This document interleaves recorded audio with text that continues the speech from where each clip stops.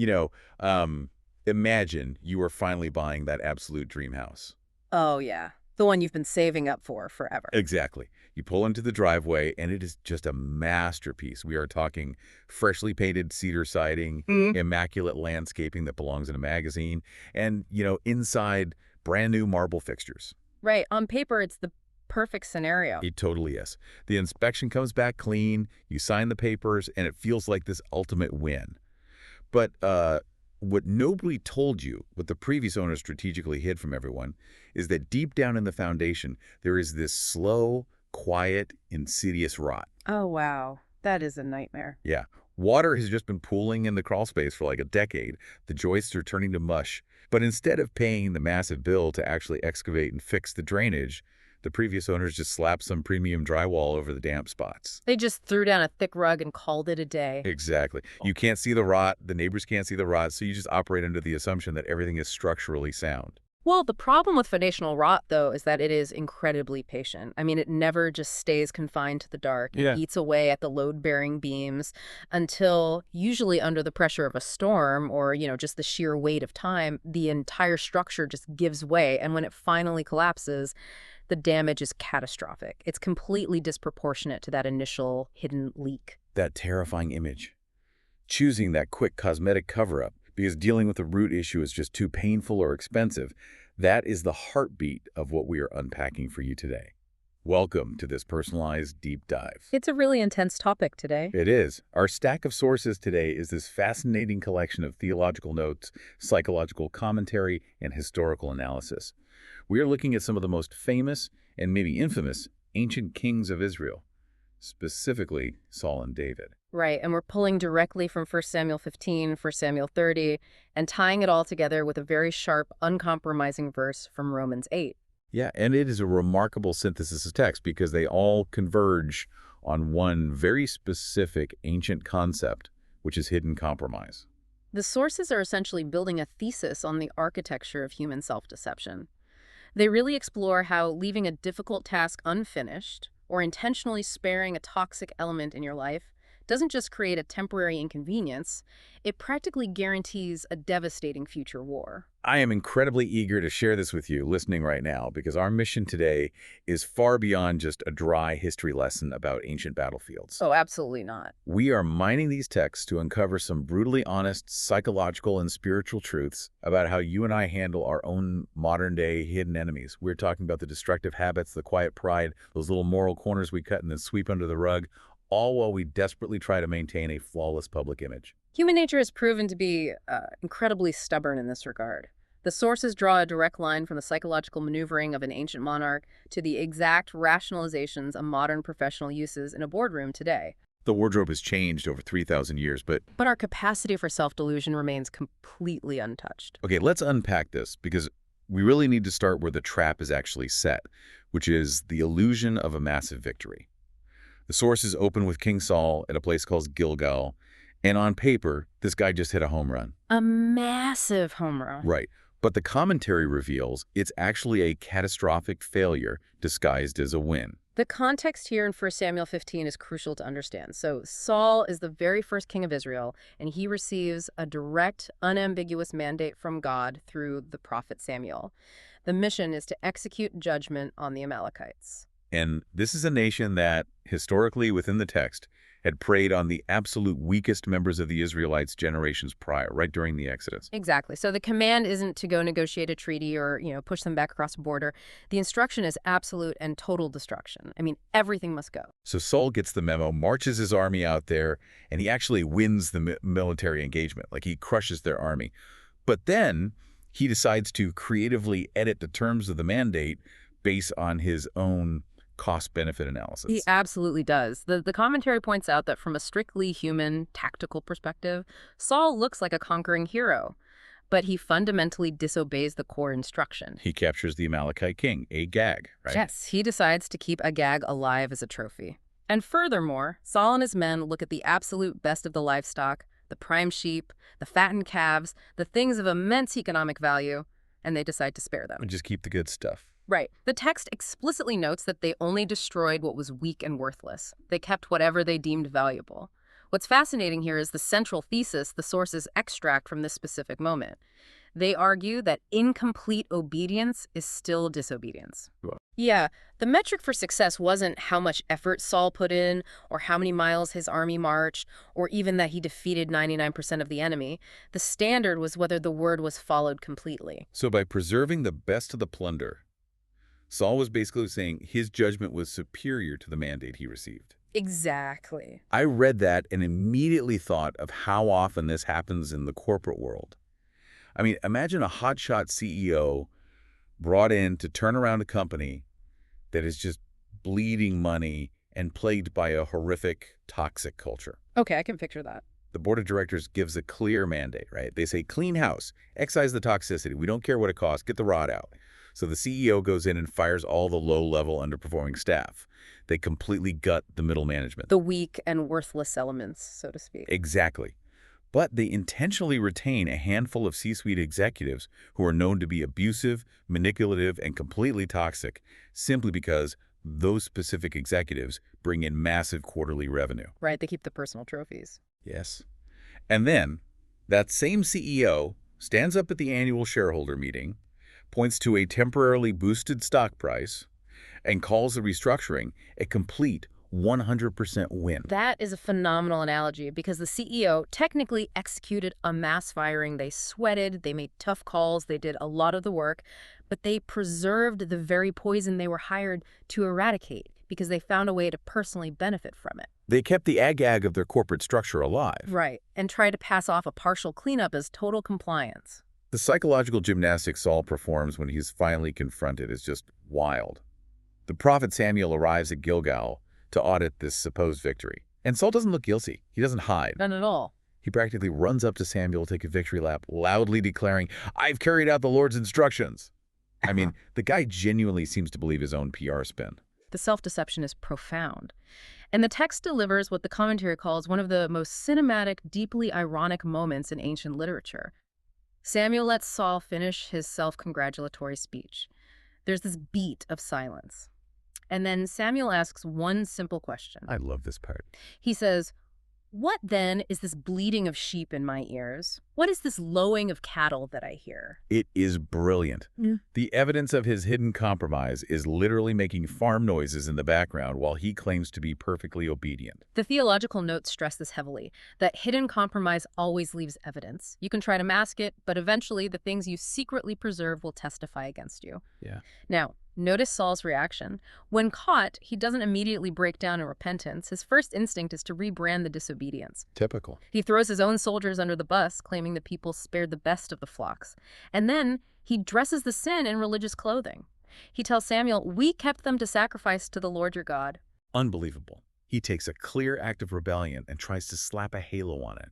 He renames it to make it sound noble. The modern application the sources draw from this is blistering. We do the exact same thing to camouflage our internal rot. A business leader might ruthlessly crush their competition and call that greed, visionary ambition. Oh, totally. Or someone might spread malicious rumors about a colleague, but frame it as, just expressing deep concern for them. Exactly. We label our arrogance as healthy self-confidence and our lust as appreciating beauty. We are absolute masters at renaming the poison.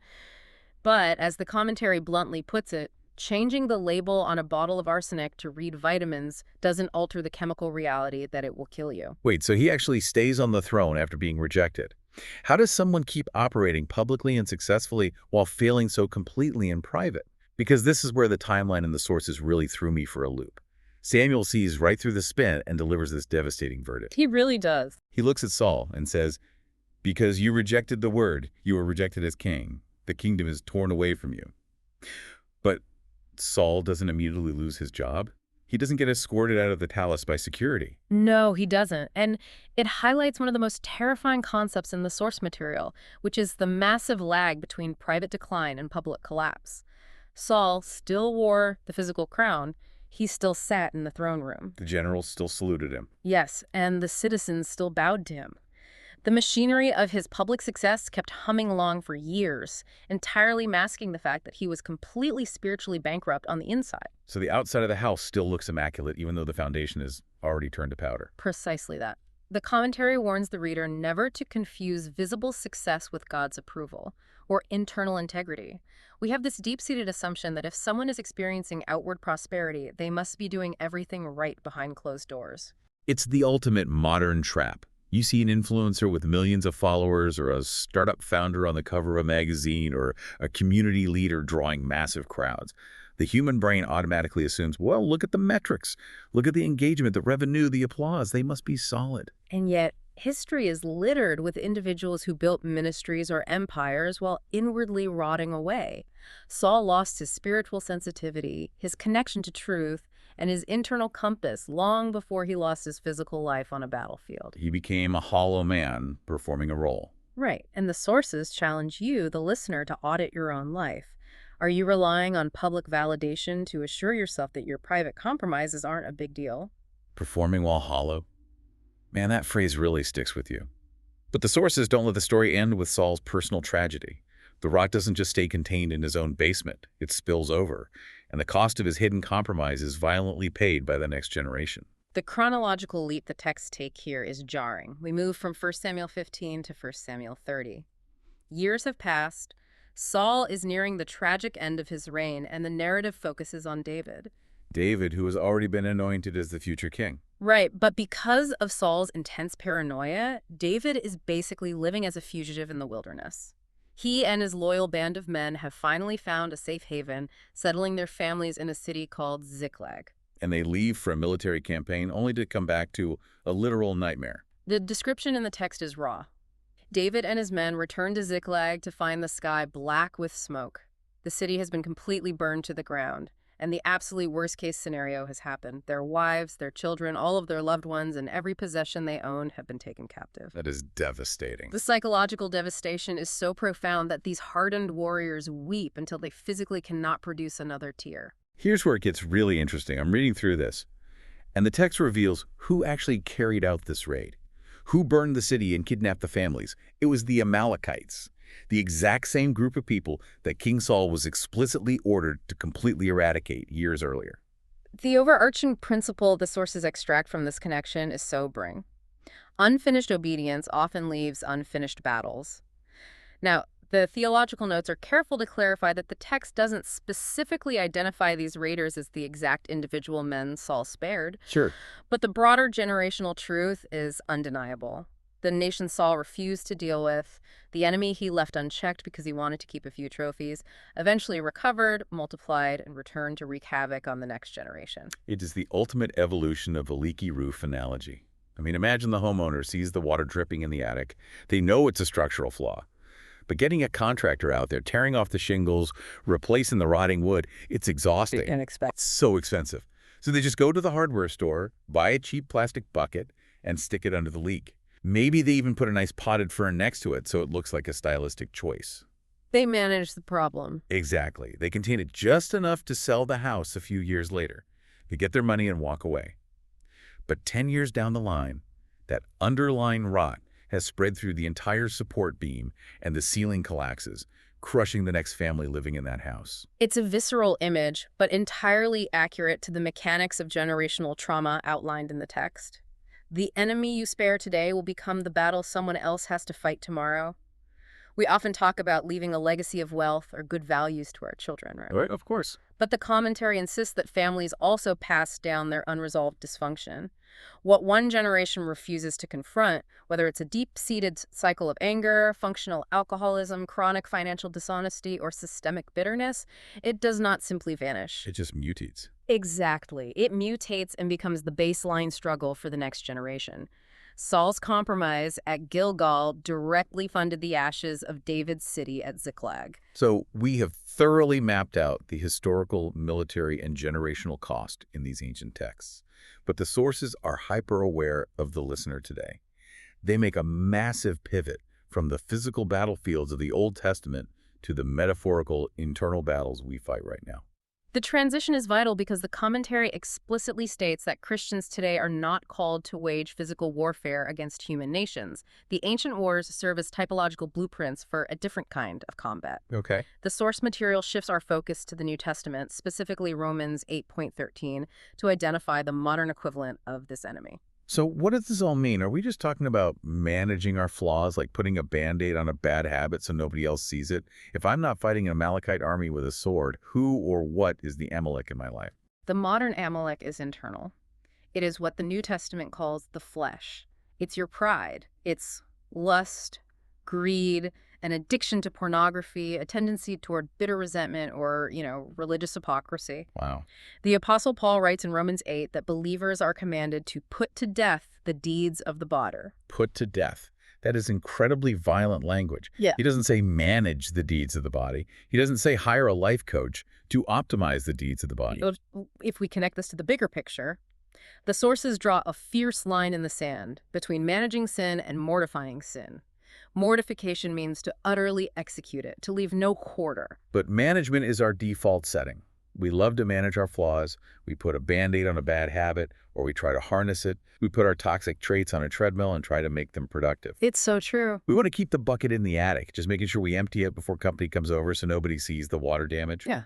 Because management allows us to keep the things we secretly love. We try to remove the public evidence, right? We learn the right religious or therapeutic vocabulary. We figure out how to project emotional health on social media while secretly feeding our private desires in the dark. Hiding our personal ego. Exactly. We keep the toxic vice on the payroll because we still want the emotional payout. We want the thrill of the gossip, the intoxicating rush of anger, or the false comfort of greed. We want the benefits of the compromise without the consequences of the rot. But the sources make it clear, the rot always wins eventually. It does. And this is where the commentary introduces the theology of grace, but perhaps not in the way modern culture usually frames it. The sources argue that grace is not a blanket excuse to tolerate hidden sin. It's not just a free pass. No, grace doesn't say, oh, just keep the Amalekite king in the closet, God understands. Grace is the active, empowering force that gives a person the actual strength to drag that hidden enemy out into the light and put it to death. It empowers holy living. Which perfectly sets up the blueprint for restoration provided in the deep dive. Because listening to this, the weight of our own hidden compromises can feel suffocating. But the text doesn't leave us in the ashes. It shows us how David responded to his catastrophic tragedy at Ziklag and how that points to the ultimate solution. David's response is a masterclass in true repentance. He is at absolute rock bottom. The city is gone, his family is gone, and the text notes that his own men, in their profound grief, are actively discussing stoning him to death. The pressure is unimaginable. It really is. But look at the contrast with Saul. When Saul was caught in his failure, he panicked, made excuses, blamed his subordinates, and tried to spin the narrative. David does the exact opposite. He doesn't gaslight his men or try to give a motivational speech. No. The text says David strengthened himself in the Lord. He pauses in the middle of the devastation, humbles himself completely, and seeks divine direction. He asks God a very simple question: shall I pursue this raiding band? He refuses to take another step based on his own wisdom. And because he obeyed and asked for direction, God promises he will recover everything. And he does. He wins back every single person in possession that was stolen. It is the ultimate contrast in crisis management. It's the difference between doubling down on a lie when you're hot, like Saul, versus admitting you're completely lost and asking for directions, like David. That's a great way to put it. Saul's approach is like a driver who realizes they're hopelessly lost but refuses to admit it. They just grip the steering wheel tighter and keep driving faster in the wrong direction just to protect their ego. David's approach is pulling the car over and begging for directions. He basically says, my way led to ashes, tell me what to do. That humility is the turning point of the entire narrative. But the theological notes don't stop with David. They take this blueprint and project it onto the ultimate figure of the Christian faith. They point to Jesus Christ as the greater king. Because David, for all his heroics at Ziklag, still had massive moral failures later in his life. Exactly. David's obedience was reactionary and flawed. The sources present Jesus as the only king who obeyed the mandate perfectly from start to finish. Where Saul made excuses and caved to the fear of man, Jesus perfectly obeyed and conquered sin. He didn't spare the enemy. No. Where Saul tried to preserve the enemy for his own glory, Jesus completely conquered the ultimate enemies on the cross. So for the person listening today who is suddenly very aware of the bleeding sheep in their own life, the internal Amalekites they've been hiding, they aren't stepping onto this battlefield alone. That is the crucial, liberating takeaway from these texts. The commentary insists that believers today fight from a place of victory, not for it. Fighting from Christ's victory. Yes.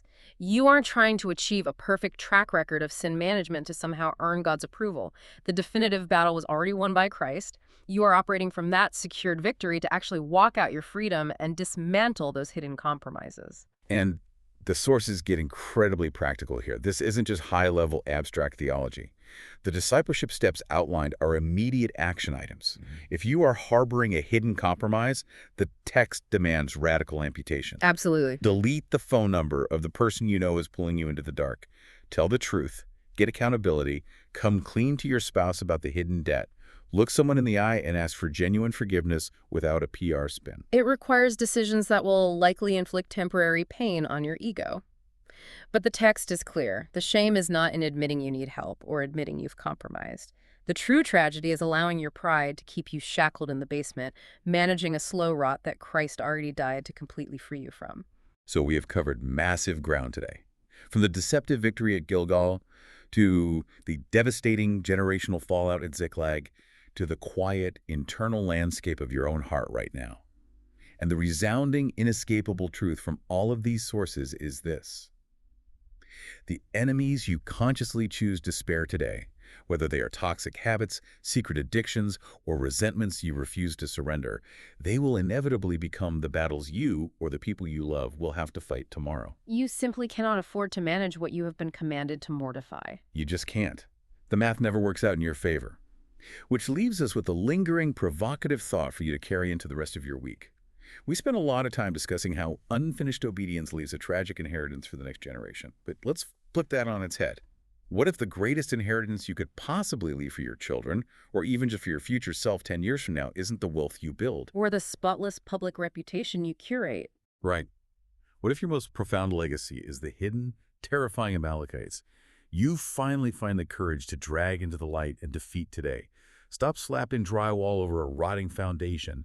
Take a quiet moment today and ask yourself honestly, what is the bleeding of the sheep in your own life right now? What is the toxic compromise you've been renaming and keeping alive in the dark? It is time to deal with it. Thank you so much for joining us and exploring these ancient life-altering sources with us on this deep dive. Until next time, take a hard look at the foundation and keep diving deep.